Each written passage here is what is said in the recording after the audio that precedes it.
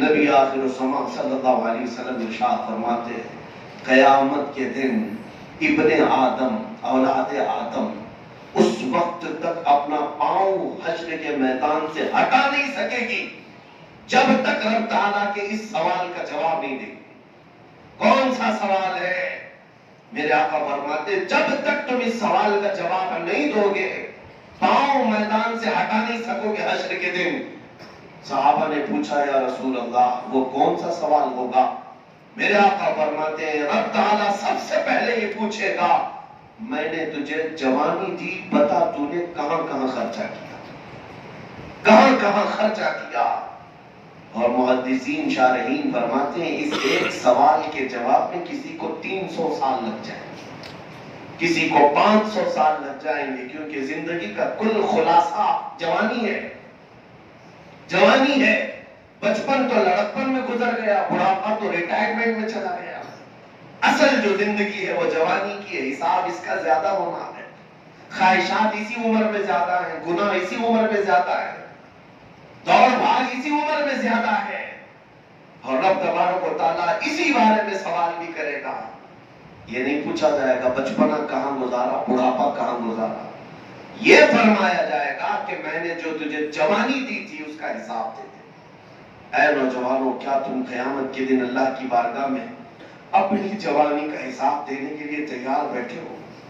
کیا قیامت کے دن یہ بول پاؤ گے کہ مولا رات رات بھر میں گیم کھیلتا تھا، میں دن بھر تو چیٹنگ کرتا تھا، میں رات بھر گندی فلمیں دیکھ کر کے اپنے بستر کو گرم کرتا تھا، کیا یہ رب تعالیٰ کی بارگاہ میں جواب دے سکو گے؟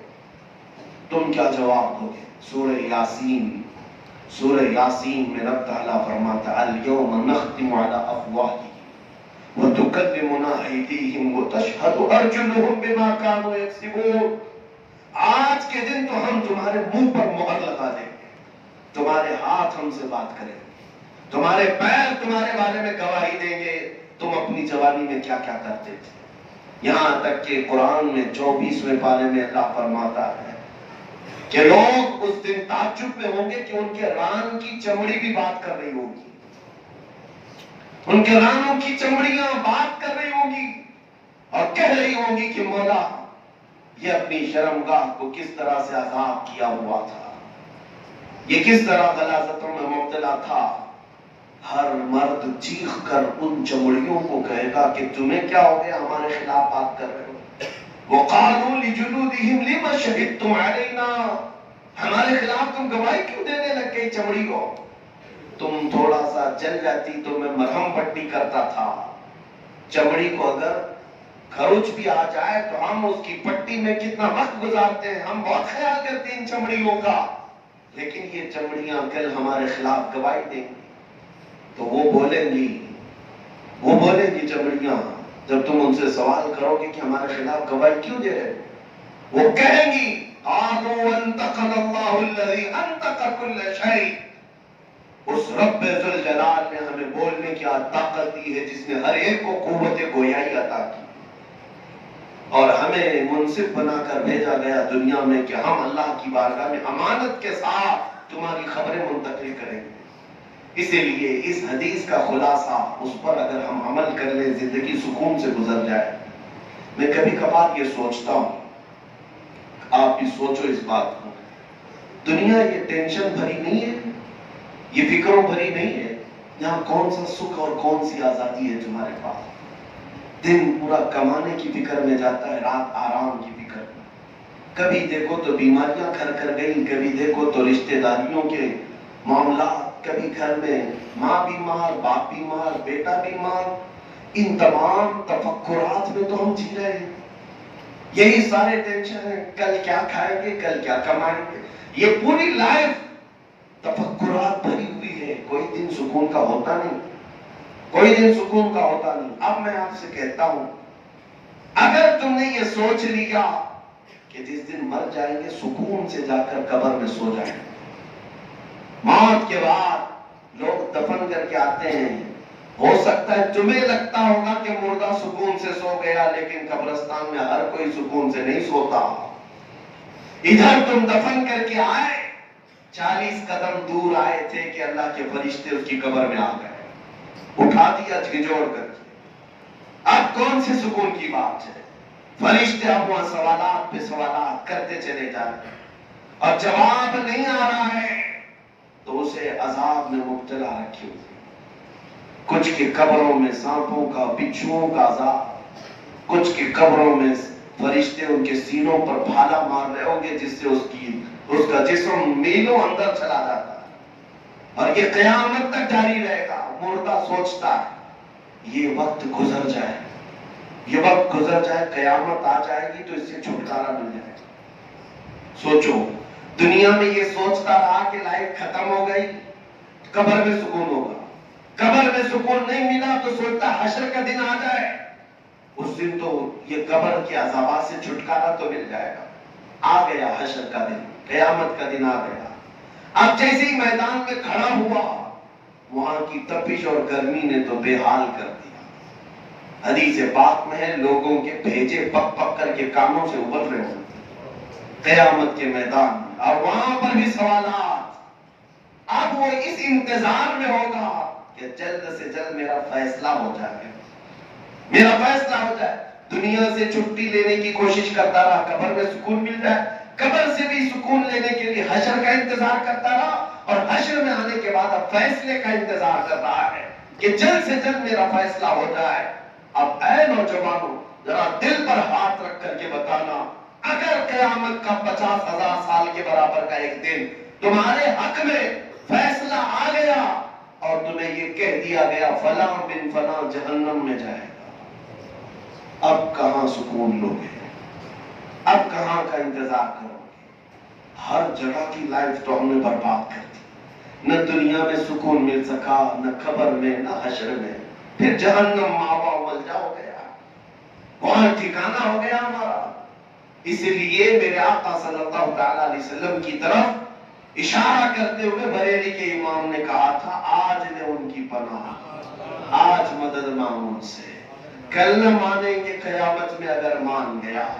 بہت ساری تمہارے پاس ابھی فرصتیں موجود ہیں، تم اپنے آپ کو بدل سکتے ہو.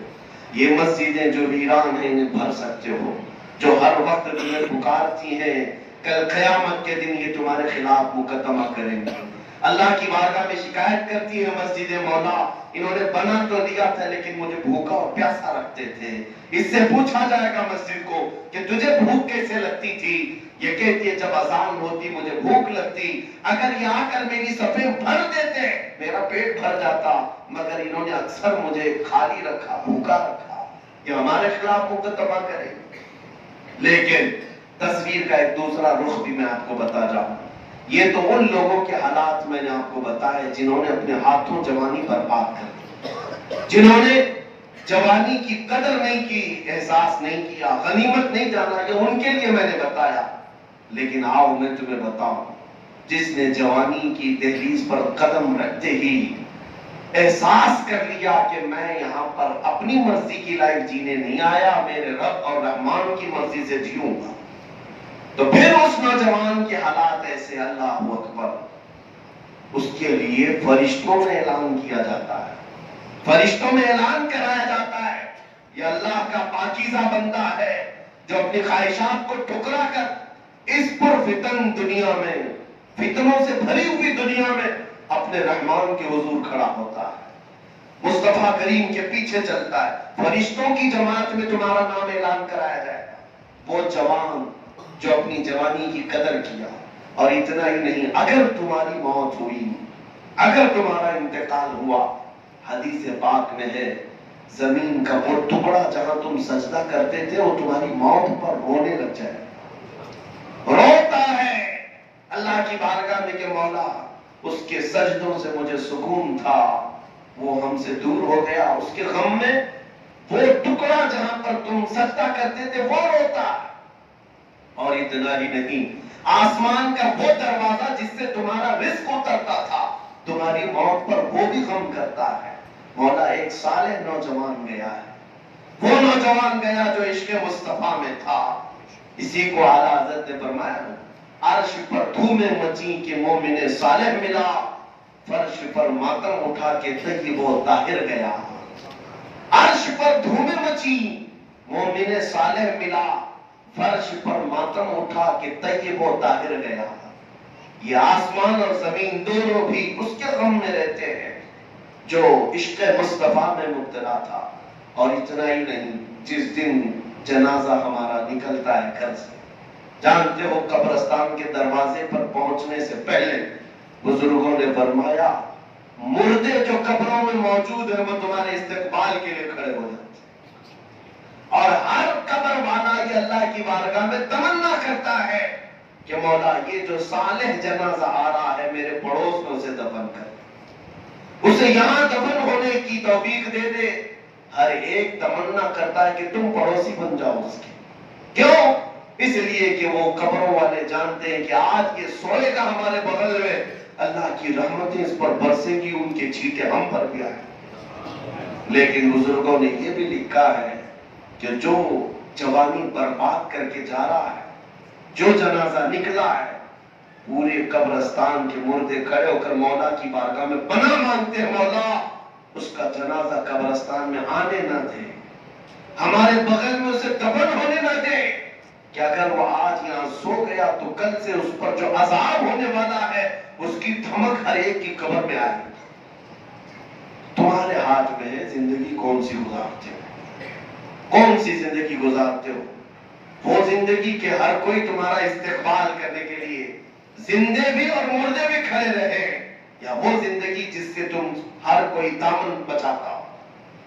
آج ہے بہت سارے کچھ ایسے لوگ ہیں جن سے کوئی بات بھی نہیں کرنا چاہتا دنیا میں، ان کے گھر والے ان سے پریشان ہیں، ان کی بیوی بچے پریشان، ماں باپ پریشان۔